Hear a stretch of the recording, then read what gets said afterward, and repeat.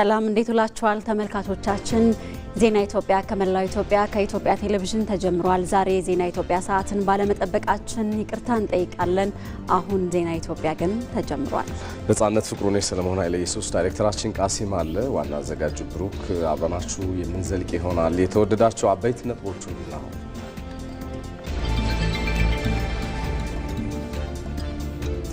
ኢትዮጵያ የገነባችው ሁለንተናዊ ራስን የመከላከል አቅም መቼም በየትኛውም ጊዜ እንደማትደፈር ያረጋገጠ መሆኑ ተጠቆመ።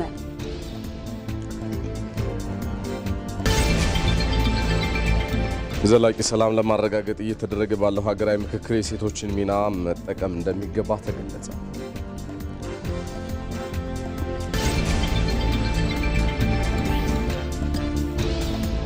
ዲጂታል ኢትዮጵያ 2030ን እውን ለማድረግ በፈጠራና በክህሎት የዳበሩ ዜጎችን ማብቃት እንደሚያስፈልግ ተገለጸ።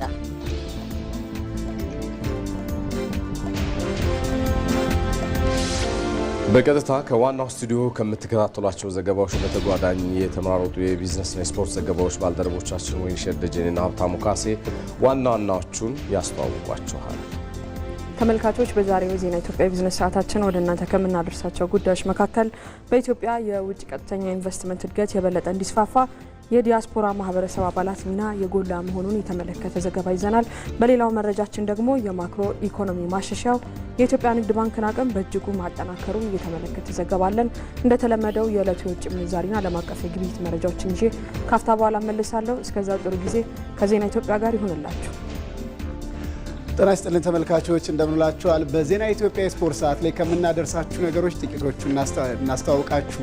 በኢትዮጵያ ፕሪሚየር ሊግ ትናንት ነገሌ አርሲ ሲዳማ ቡናን አሸንፏል። የመሪዎቹ ፍክክር ማም ተጠናክሮ ቀጥሏል። ማን ዋንጫውን ሊያነሳ ይችላል የሚለው ገና 18ኛው ሳምንት ላይ ቢሆንም ትኩረትን ስቧል። እንደዚሁም የአውሮፓ ሻምፒዮንስ ሊግ የምድብ የመጨረሻ ጨዋታዎች ዛሬ ይደረጋሉ። 18 ቡድኖች ናቸው እንግዲህ ዛሬ ጨዋታቸውን የሚያከናውኑት። ይህ ጨዋታ እንዲጠበቅ ያደርገዋል። 18 ጨዋታዎች ዛሬ ምሽት ይደረጋሉ እና ሌሎች ጉዳዮችን ከአፍታ ቆይታ በኋላ ይዤ እመለሳለሁ። አብራችሁን ቆዩ። ዜና ኢትዮጵያ ይቀጥላል። አብራችሁን ቆዩ።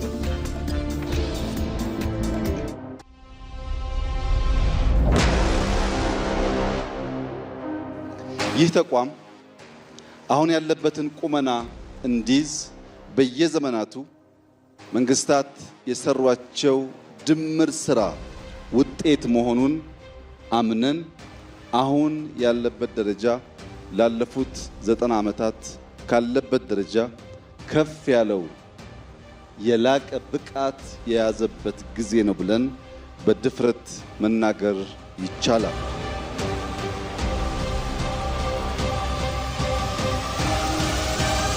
ባለፉት 5 ዓመታት የ85 ዓመቱን ስራችንን የሚተካከል የቴክኖሎጂ የሰው ኃይል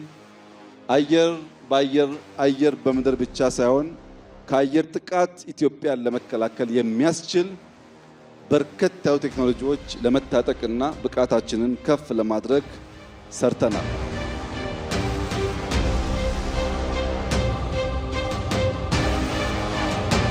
አየር ኃይላችን አየራችንን ብቻ ሳይሆን ፍላጎታችንን ጭምር የሚያሳካ ተቋም እንደሚሆን ያለኝን ሙሉ እምነት የገለጽኩ በአየር ኃይል የምትንቀሳቀሱ ጀግኖች በሙሉ በተሰማራችሁበት መስክ ካለ ማቋረጥ በመትጋት የኢትዮጵያን ስትራቴጂክ ፍላጎትና ብሔራዊ ጥቅም የማረጋገጥ ስራ ከፊታችን ያለ አብይ ተግባር መሆኑን ተገንዝባችሁ ቀን ከሌት ራሳችሁን እንድታዘጋጁ አደራ ልላችሁ ፈልጋለሁ።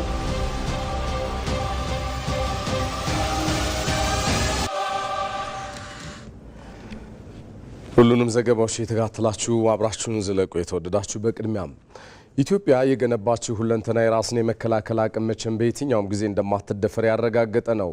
ታሪካዊ ጠላቶቿ ትከሻ ለትከሻ ለመለካካት መሞከራቸው ኢትዮጵያን እንደማያውቋትም አሳብቋል። ሀብታሙ ተክለስላሴ ተከታዩን ዝርዝር ይዟል።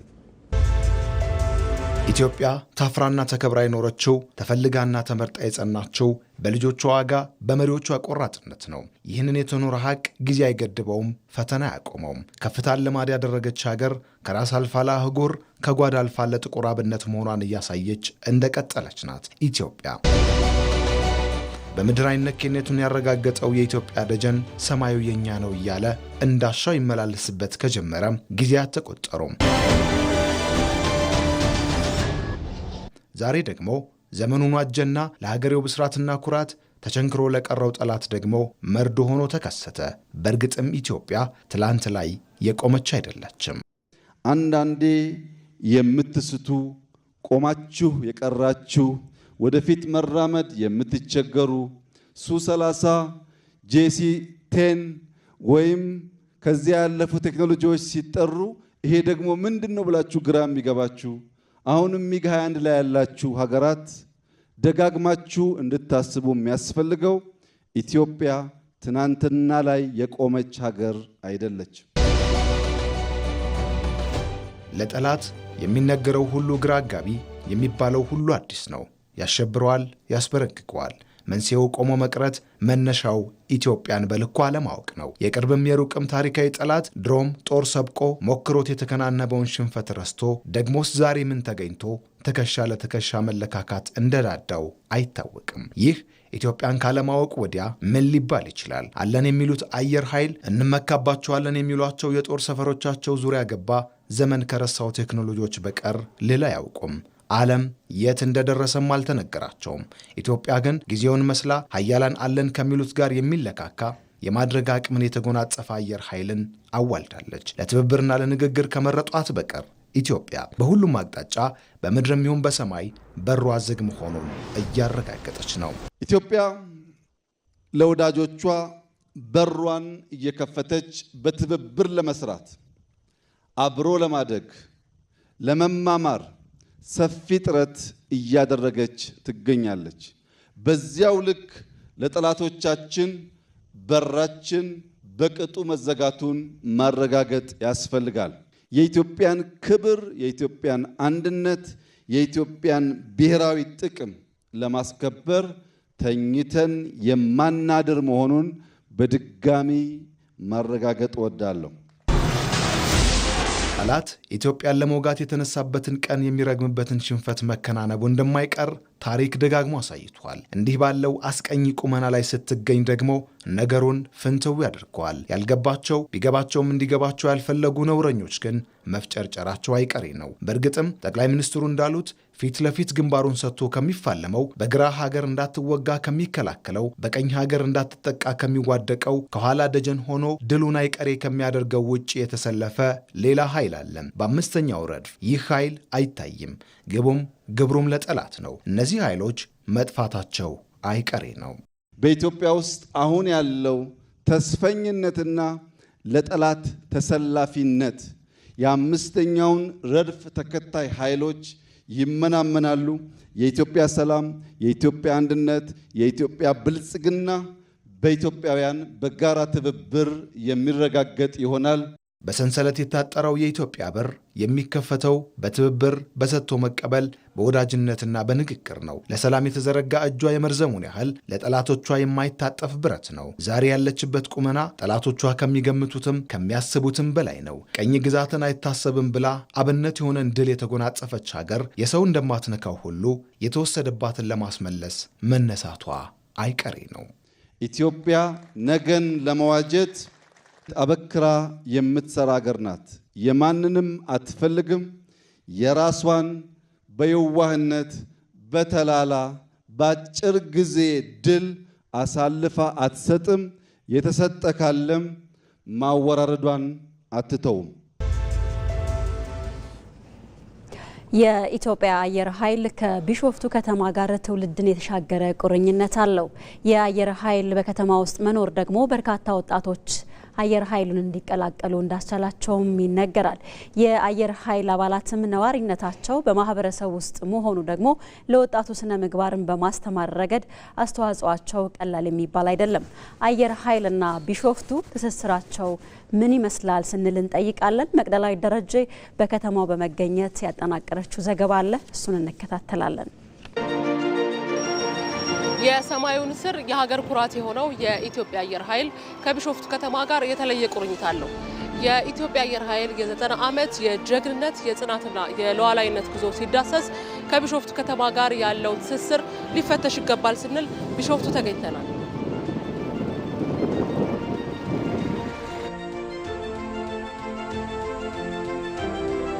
ሰላም እንደምን አለሩ? ሰላም ነው አለ መስከረ ተመልካቾች፣ እንግዳችን ሮቤራ አምሳሉ ይባላል። የሚዲያ ባለሙያ ነው። የቢሾፍቱ ከተማ ነዋሪ ነው። ዛሬ የአየር ኃይልን 90ኛ ዓመት አስመልክተን ቢሾፍቱ ከተማ ከአየር ኃይል ጋር ያለውን ቁርኝት ልናወራ ነው። እንደ መግቢያ ላድርገውና ያለንበት ሰፈር ያለ ምክንያት አይደለም እዚህ ቀጠርከን። ምን ይባላል ሰፈሩ? እንዲሁም ደግሞ የልጅነት ትዝታን የአየር ኃይል በርካታ አባላት ከነ ቤተሰባቸው እዚህ ይኖራሉና የልጅነት ትዝታችሁ ምን ይመስላል? ከማህበረሰቡ ጋር ያላችሁ አብሮነት እንግዲህ እንደምትመለከቱ ነው። ከኋላ ያለው የመከላከያ ኢንጂነሪንግ ኮሌጅ ነው እዚህ የሚገኘው። በዚህ በኩል ደግሞ ሆራ አርሰዲ ሐይቅ አለ። ይሄ ደግሞ እንደምትመለከቱ የአዳማ ሞዴል ሁለተኛ ደረጃ ትምህርት ቤት የ1955 ዓ.ም የተመሰረተ በቀድሞ የሐረር ሜዳ ሁለተኛ ደረጃ ትምህርት ቤት የሚባል የአየር ኃይል አባላት ይማሩበት የነበረና በኋላ ላይ ደግሞ ሌሎችም ማህበረሰብ ሲማርበት የነበረ ትምህርት ቤት ነው። ይሄ እንግዲህ ቀጥተኛ የሆነ ግንኙነት ከአየር ኃይል ጋር አለው ማለት ነው። እኔም እዚሁ ነው የተማርኩት።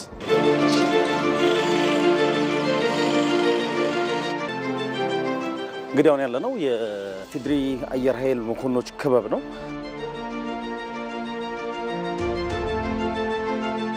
የአየር ኃይል እዚህ ከተማ ላይ የፈጠረው መልካም ተጽዕኖ ምንድነው? በቢሾፍቱ ከተማ ላይ ያሳደረው ተጽዕኖ በርካታ የቢሾፍቱ ከተማ ነዋሪዎች የአየር ኃይል አባል እንዲሆኑ በር ፈቅዷል። የመጀመሪያው ነው። በቃ የመጀመሪያው ያልሞከረ ወጣት አለ ብዬ አላስብም ሲያድግ። አሁን ላይ ያለው የአየር ኃይል የገዘፈ ማንነት ባንተ ምልከታ እንዴት ገልጸዋለህ? በጣም አስደሳች ሆኖ ነው የማየው። እኔ አብዛኛውን በተለያዩ አየር ኃይልን በሚመለከቱ ዘጋቢ ፊልሞች፣ ዶክመንቶች እንዲሁም ዜናዎች እናያለን። ከዛ አለፍ ሲል ደግሞ እስካሁን ድረስ በአየር ኃይል ውስጥ ያሉ ወዳጆቻችን እንዲሁም ቤተሰቦቻችንም እንደዚሁ ይነግሩናል ያሉበት ደረጃ ላይ አየር ኃይል በጣም በተሻለ አቅም ላይ እንዳለ፣ በቴክኖሎጂ በጣም ትልቅ እንደሆነ፣ በጣም ግዙፍ እየሆነ ያለ ተቋም ሆኖ ነው እኔ በግል የምመለከተው። ይሄም ደግሞ በጣም አስደሳች ነው። ባለው እንግዲህ ወጣቱ የሆኑ የአየር ኃይል አባላትም በብዛት እየተመለከተ እንገኛለን። ወጣት ሲባል በአመራር ደረጃም ያሉ ተማሪዎችም በብዛት ተቀብሎ በማስተማር ላይ ይገኛል። እንዲሁም ሴቶችም ጭምር እንግዲህ በጣም በርካታ አልነበሩም አይደል ያልኩ አይደለም ያሉት አሉ። ግን አሁን ላይ ደግሞ እስከ ጦር አውሮፕላን አብራሪ የሆኑ ሴት መኮንኖችን በስፋት እያየን ነው የምንገኘው።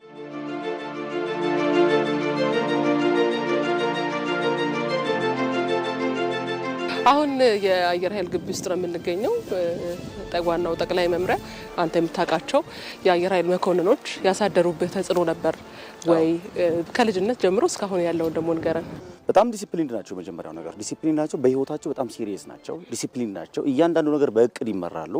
ለትምህርት ለማወቅ ስራዎች በጣም ትጉ ናቸው። ሌላውም ሰው እንደዛ እንዲሁ በጣም ያበረታታሉ።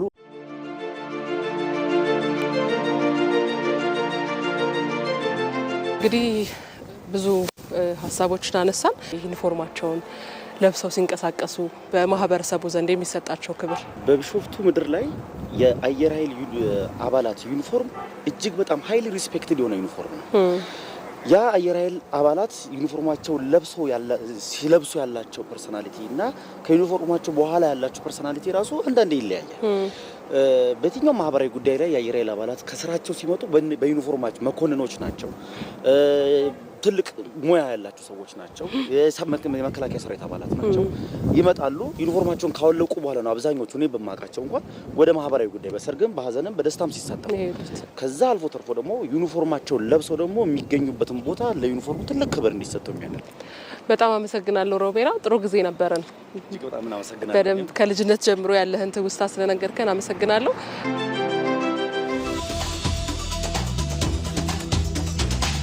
የቴክኒክና ሙያ ስልጠናዎች ወጣቶችን በተግባር ክህሎት ማብቃትና ስታርታፖችን በመገንባት በአሁናዊ የኢኮኖሚ ጉዞ ላይ ስኬታማ እንዲሆኑ እያደረጉ ነው።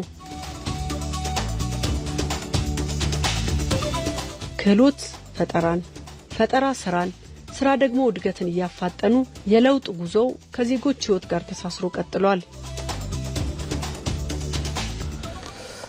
ዜና ኢትዮጵያን እየተከታተላችሁ የተወደዳችሁ ዘገባዎቻችንም እንደቀጠሉ ናቸው። ዲጂታል ኢትዮጵያ 2030 ነው ለማድረግ በፈጠራና በክህሎት የዳበረ ዜጎችን ማብቃት የግድ ይላል።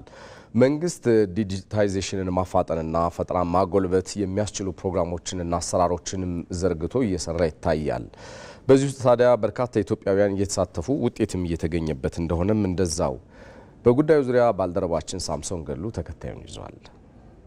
ትናንት የበይ ተመልካች የሰጧትን የምትቀበል የነበረችው ኢትዮጵያም ዛሬ በገዛ ልጆቿ ውስንነቶቿን እየተሻገረች በፈጠራና ቴክኖሎጂ የራሷን ቀለም እያሳየች ትገኛለች። በክህሎት የተሞሉት ልጆቿም አንድ ጊዜ ታይተው መልሰው መክሰማቸው ሊያበቃ በመደመር መንግስት እሳቤ ዛሬን የተሻገረ ለነገ ትውልድ የሚመጥን የፈጠራና ክህሎት ማሳደጊያ ፕሮግራሞች ተግባራዊ እየተደረጉም ይገኛሉ። በዚህም የነገይቱ ኢትዮጵያ ተስፋዎች የተጫናቸውን አቧራ አራግፈው ማበብ ጀምረዋል።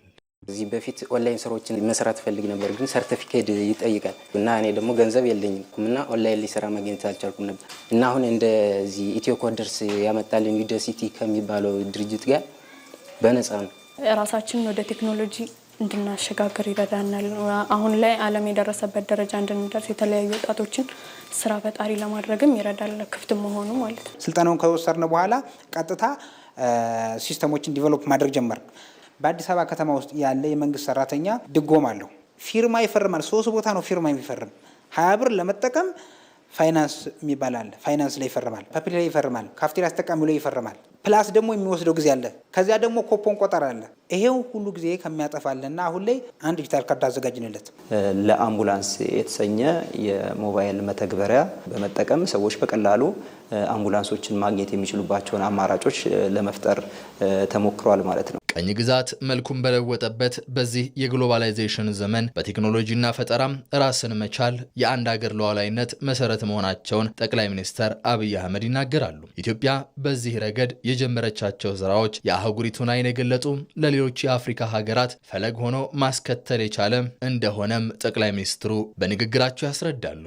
ዲፔንደንት የሆኑ በራሳቸው ምግባቸውን የማያመርቱ ሀሳባቸውን የማያመርቱ የስራ ሂደት የማያመርቱ ሀገራት ስለ ሶቨርኒቲ ሊያወሩ አይችሉም። ዳታን መቆጣጠር፣ ዳታን ካንተ ፍቃድና ፍላጎት ውጪ ሌሎች አክሰስ እንዳያደርጉ ማድረግ ማለት ልክ ካሽ ሀብት ወይም የውሃ ሀብት የወርቅ ሀብት እንደመከላከል ማለት ነው። ፋይዳን እና ዮዳሄ ስለሰሩት ዛሬ ለዛምቢያ ማርኬት ለማቅረብ ለተለያዩ አፍሪካ ሀገር ለማቅረብ ድርድር ላይ ናቸው። ለምን? ቴክኖሎጂ ኦን ስላደረግን። ቅድም ክቡር አቶ ቴዎድሮስ ምህረት ጋር እናወራ ነበረ። የፍርድ ቤት ስርዓታቸውን ኦቶሜት ስላደረጉ 2-3 የአፍሪካ ሀገራት መተው የነሱን ሲስተም መግዛት ጥያቄ እያቀረቡ ነው። በፋይዳ በፔሜንት ሲስተም መሶብ በርካታ ሀገሮች እየጠየቁ ያሉበት ዋናው ምክንያት ምንድነው? አፍሪካ ውስጥ ጥቂት ሀገራት ሲስተሞቻቸውን ከሌላ ዓለም አመተው ተጠቅመው እነዚያ ሀገራት ጋር ሰጣ ገባ ውስጥ ሲገቡ የፍርድ ቤት ሲስተም የተዘጋበት ሀገር አለ። የፔሜንት ሲስተም የተዘጋበት ሀገር አለ። የሜዲካል ሲስተም የተዘጋበት ሀገር አለ። ከውጭ ስናመጣ ሲስተሙን በርቀት ይዘጉብንና እንቅስቃሴ ስለሚያግቱን አፍሪካ ውስጥ አቅም ካለ የአፍሪካን አቅም መጠቀም ይሻላል የሚል እሳቤ አሁን በጣም በርካታ ሀገራት ውስጥ እየተፈጠረ ነው ያለው። ለወትሮ ክህሎትን ለማሳደግ መጣር በፈጠራ መጎልመስ ተመልካች የሚያሳጣም ከቆብ የማይቆጠር ነበር። ዛሬ ግን ይህ ታሪክ ሆኖም የዕለት እንጀራ የሚጎረስበት በአካል ከሀገር ሳይርቁም ስራቸው ባህር የሚሻገርበት መሆን ችሏል። ከ100,000 በላይ ትዕዛዝ ተቀብለናል። ዜጎች እዚህ ሆነው ኮምፒውተራቸውን ተጠቅመው ከትልልቅ ኩባንያዎች ስራ እየወሰዱ የሚሰሩበት ስርዓት ነው ማለት ነው። ከ57,000 በላይ የሚሆኑ ዜጎች ተጠቃሚ መሆን ችለዋል። ይህ የዛሬ ጅምር የነገ ፍሬው ማበብ እየታየ መጣም። ጎምርቶ የሚቀጠፍ የነገይቱ ኢትዮጵያ የዲጂታሉ ዓለም መዳረሻ ነው። የመንግስት ቁርጠኝነት የታከለበት፣ ተቋማት የሚተጉለት፣ ዜጎች ታጥቀው የተነሱበት የብልጽግና ጉዞ መዳረሻውም በክህሎት የታጠቁም በፈጠራ የረቀቁ ኢትዮጵያውያን ከአህጉራቸው አልፈው ለዓለም ሊያበሩ ጅምራቸውን እንዲህ አስውበዋል። የሌማት ትሩፋት ኢኒሼቲቮች የምግብ ሉዓላዊነትን በማረጋገጥ በኩል ሚናቸው የጎላ መሆኑን የአማራ ክልል እንስሳትና አሳ ሀብት ልማት ቢሮ አስታወቀ። የክልሉ ቢሮ ኃላፊ ዶክተር ጋሻው ሙጬ እንደ ሀገር በምግብ ራስን ለመቻል በሚደረገው ጥረት ውስጥ ክልሉ በአሳ ሀብትና በሌሎች የሌማት ትሩፋት ኢኒሼቲቮች ላይ በትኩረት እየሰራ ስለመሆኑ ተናግረዋል። በአሳ ሀብት ልማት ብናይ እንግዲህ እንደ ክልል በአሳ ሀብት ልማት ስራዎችን ለመስራት ክልሉ እጅግ በጣም የተመቸን ብቻ ሳይሆን የተለያዩ የአሳ ዝርያዎች ያሉበት ክልል ነው። ስለዚህ እንደኛ ክልል በተለይ ከሌማት ትሩፋት ከተጀመረበት ጊዜ አንስቶ የአሳ ሀብት ልማት ስራችን በስፋት እየተሰራበት ያለ ጊዜ ነው። እስካሁን ወደ 20,920 አካባቢ የሚሆን የአሳ ምርት ተመርቷል። ስለዚህ ይሄ የአሳ ምርት አጠቃላይ የምግብ ዋስትናን ከማረጋገጥ አንጻር፣ ስርዓተ ምግብን ከማረጋገጥ አንጻር እና የወጣቶችን ስራ ዕድል ፈጠራ ከመፍጠር አንጻር እና ያለንን ሀብት ከመጠቀም አንጻር ከጊዜ ወደ ጊዜ በጣም እየተሻሻለ የመጣና ስራውም ተቀባይነት እያገኘ የመጣ ስራ ነው። ሪፖርተራችን ተስፋውን ደስታ እንደዘገበው በክልሉ የአረንጓዴ አሻራ ልማትና የሌማት ትሩፋት መርሃ ግብር ለንብ ሀብት ልማቱ ምቹ ሁኔታን መፍጠሩን ደግሞ የቢሮ ኃላፊ ገልጸዋል። በበጀት ዓመቱም ወደ 33333 ቶን የማር ምርት ለማምረት አቅደን ወደ 31888 ቶን የማር ምርት ተመርቷል። ስለዚህ የማር ምርታችን ከጊዜ ወደ ጊዜ አፈጻጸሙንም ካየን ትሬንዱንም ካየን እጅግ በጣም የሚያበረታታ ስራ እየተሰራ ነው። ፌዴራል መንግስትም የክልል መንግስትም ለእንስሳት ሀብት ልማት የሰጠውን ትኩረት የሚታወቅ ነው። ይህን ትኩረት ተከትሎ ደግሞ አጠቃላይ በዘርፉ ያለው መነቃቃት እጅግ የሚገርምና አጠቃላይ ለማህበረሰባችንም አማራጭ የኢኮኖሚ ምንጭ እንዲሆን ከማድረግ አንጻር የወጣቶች ስራ ዕድል ፈጠራ እንዲፈጠርበት ከማድረግ አንጻር ስርዓተ ምግብን ከማሟላት አንጻር በርከት ያለ ጠቀሜታ ያለው ዘርፍ ከመሆኑም ጋር ተያይዞ ይህንን ዘርፍ የክልሉ መንግስትን በትኩረት ልዩ ሰጥቶ እየሰራ ነው። በጌዲዮ ዞን የቡና ምርታማነትን ለማሳደግ ያረጁ ቡናዎችን በመንቀል 15 ሚሊዮን የቡና ችግኞችን ለመትከል እየተሰራ ስለመሆኑ የዞኑ አስተዳደር ገለጸ። በዞኑ ደረጃ ያሉ ቡናዎችን በአዲስ እና የተሻሻሉ ዝርያዎችን የመተካት ስራም በዘመቻ እየተከናወነ እንደሚገኝም ለማወቅ ተችሏል። በስፍራ የሚገኘው ዘጋቢያችን አሰሳ ወገሽ ተከታዩን አድርሰውናል። የይርጋ ጨፌ ቡና መገኛ የሆነው የጌዲዮ ዞን ካለው የእርሻ መሬት 80,000 ሄክታር ያህሉ በቡና የተሸፈነ ቢሆንም 40,000 ሄክታር የሚደርሰው ባረጁ ቡናዎች የተያዘ ነው። ይህ ደግሞ በቡና ምርታማነት ላይ ከፍተኛ ተጽዕኖ እያሳደረ ቆይቷል። በዞኑ ይርጋ ጨፌ ወረዳ የቆንጋ ቀበሌ ነዋሪው አርሶ አደር ይታገሱ ተስፋይም ከአካባቢው ነዋሪዎች ጋር በመሆን ያረጁ ቡናዎችን በአዲስ ለመተካት በዘመቻ እየሰሩ ነው። ቀደም ሲል የቆንጋ ቀበሌ ከወረዳችን ብዙ ምርት የሚገኝበት ነበርና ያ ሁሉ እንደ በቃ ቡና እንዳረጀ ቀረ። ያንን እንዴት አድርገን እንመልሳለን ሲባል ይሄንን ነቅለን አንስተን አዲስ ቡና በመትከል ኮምፖስት በመጨመር ቡናችንን እናድሳለን በሚል ነው። ይሄ ቡና ሁሉ አዲስ ቢሆን ለሀገራችንም ጥሩ ገቢ ያስገኝልናል። አርሶ አደር ተካልኝ አለሜ ደግሞ ቀደም ሲል ያረጁ ቡናዎችን በአዲስ ተክቶ ውጤት በማየቱ በቀሪ ማሳው ላይ ተመሳሳይ ስራ እያከናወነ ነው። እናም በአንድ አመት የተከልኩት ቡና በ8 ወር ፍሬ ሰጥተው በሁለተኛ አመት ነው ቡና ያገኘሁት። አሁን ከ5 ኪሎ በላይ ያገኘው ነው። አሁን ደግሞ ይሄም ሌላ ማሳ ስላለኝ አሁንም ደግሞ ሌላ ምርት ለማግኘት አንድ ላይ ተባብረን እየሰራን እንገኛለን። በጌዲዮ ዞን የቡና ምርታማነትን ለማሳደግ በተከናወነው ተግባር በአማካይ በሄክታር ወደ 9.8 ኩንታል ማሳደግ ተችሏል። ይህን በሁሉም የዞኑ አካባቢ ለማረጋገጥም ያረጁ ቡናዎችን ለመተካት እየተሰራ ስለመሆኑ የዞኑ ግብርና መምሪያ ኃላፊ አቶ ተገኝ ታደሰ ተናግረዋል። ካሉን መሬት ከ80,000 ሄክታር በላይ በቡና የተሸፈነ ነው። ከ40% በላይ ምርት የማይሰጥ ቡና ያለው ያረጁ ቡናዎች በጣም የደከሙ ምርት የማይሰጡ ከመሆናቸው ጋር ታይዞ መቀየር ነበረባቸውና ፍሬ የሚባል ነገር የሌለ የሞቱ ቡናዎችን እየቀበርን ነው ያለ ነው። በጌዲዮ ዞን ያረጁ ቡናዎችን የመተካት ስራ ባለፉት ዓመታት ሲከናወን የቆየ ሲሆን ዘንድሮም 5000 ሄክታር መሬት ላይ ተግባራዊ ይደረጋል። ለዚህም በቂ የችግኝ ዝግጅት ስለመደረጉ የዞኑ ዋና አስተዳዳሪ ዶክተር ዝናብ ወልዴ ገልጸዋል። ለቡና ዘለቄታዊነት እንዲሁም ደግሞ የይርጋ ጨፌም ቡና ብራንዱ ለማስጠበቅ ስንል ከዚህ ከጉንደላም ይልቅ ወደ ነቀላ ከአርሶ አደሩ ጋር መግባባት ፈጥረናል ማለት። በዚህ ዓመት ወደ 5000 ሄክታር መሬት በቡና የተሸፈነውን የነቀላ ስራ እንሰራለን። አርሶ አደሩ በነቀላ ወቅት እየተቸገረ የነበረው የችግኝ አቅርቦት ችግር በመሰረታዊነት ያንን የችግኝ አቅርቦት በዛ ዓመትም በዘላቂነት ለመፍታት በአሁኑ ሰዓት በመንግስትና በአርሶ አደር ነርሰሪ ሳይት ላይ ወደ 15 ሚሊዮን አካባቢ የሚጠጋ ችግኝ አለን ማለት። ይሄ ዋና ዓላማው ምንድነው? በዓለም አቀፍ ደረጃ እያቀረብን ያለነውን የቡና መጠን ለመጨመር ነው። የጌዲዮ ዞን አሁን ላይ በአመት እስከ 40,000 ቶን ቡና ለማዕከላዊ ገበያ እያቀረበ ይገኛል። ሴቶች የመጀመሪያ የሰላም እጦት ተጎጂ በመሆናቸው ዘላቂ ሰላም ለማረጋገጥ በሚደረገው ጥረት ውስጥ የምክክር ሂደት ውስጥም የሴቶችን ሚና መጠቀም እንደሚገባ ተገለጸ። የሴቶችን ተፈጥሯዊ የእይታ ጥበብና ልምድ በውሳኔ ሰጭነትና በሰላም ግንባታ ሂደቶች ውስጥ ማካተት ደግሞ ለሀገር ዘላቂ መረጋጋት ወሳኝ ስለመሆኑም ተጠቁሟል። ወይንሸት ደጀኔ በጉዳዩ ላይ ተጨማሪ ዘገባ አላት።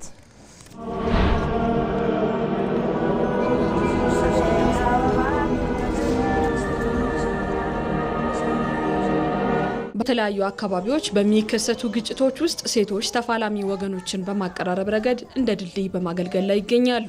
ከኦሮሞ የሲንቄ ስርዓት እስከ ሰሜኑ የእናቶች ምልጃ ድረስ በባህላዊ የእርቅ ስርዓቶች ውስጥ ያላቸው ተሰሚነት ጥይቶች ዝም እንዲሉና የሰላም ንግግሮች እንዲጀመሩ ምክንያት እየሆነ ነው።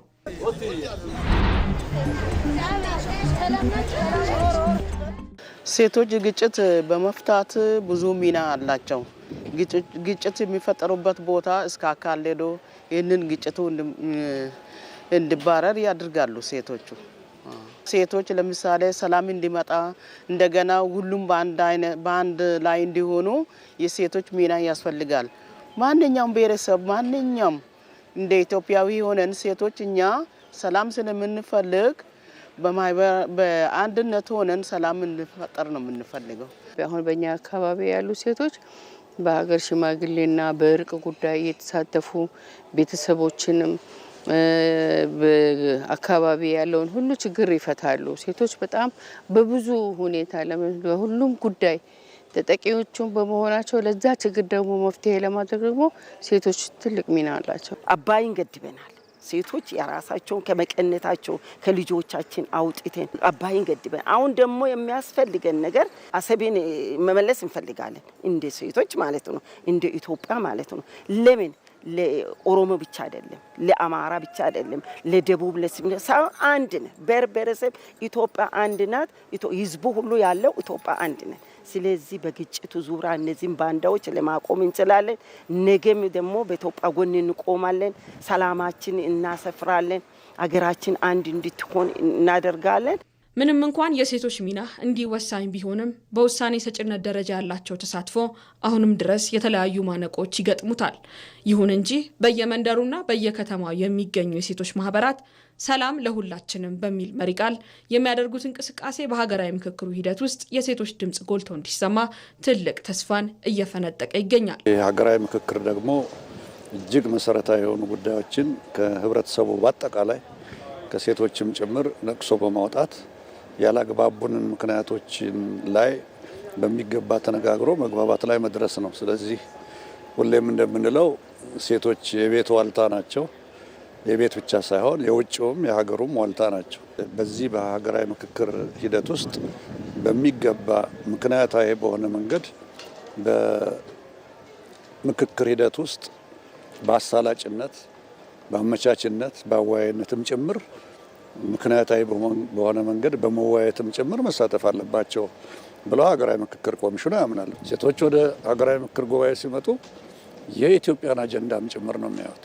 እዚህ ለሀገር ሰላም እና ለሀገር ልማት ወደፊት መታየት ካለባቸው ሴቶች በአሁኑ በዚህ አካሄድ የተሻለ ነው። በአሁኑ ሰዓት በጣም አበረታች ሁኔታ ላይ ነው ያለ ነው። በግጭት አፈታትና በሀገራዊ ምክክር ውስጥ የሴቶች ተሳትፎ መረጋገጥ ለትውልድ የሚተርፍ የሰላም መሰረት መጣል ማለት ነው። እናቶችና እህቶች እጆቻቸውን ለሰላም ሲዘረጉ ሀገር ከጥፋት ትድናለች። የተወደዳችሁ እዚህ አዲስ አበባ ከሚገኘው ዋናው ስቱዲዮአችን በቀጥታ ስርጭት እየተከታተላችሁት የምትገኙት ዜና ኢትዮጵያ ከተመራረጡ የቢዝነስና የስፖርት ዘገባዎች ጋር በቀጣይ ደቂቃዎቻችሁ ያቆያችኋል።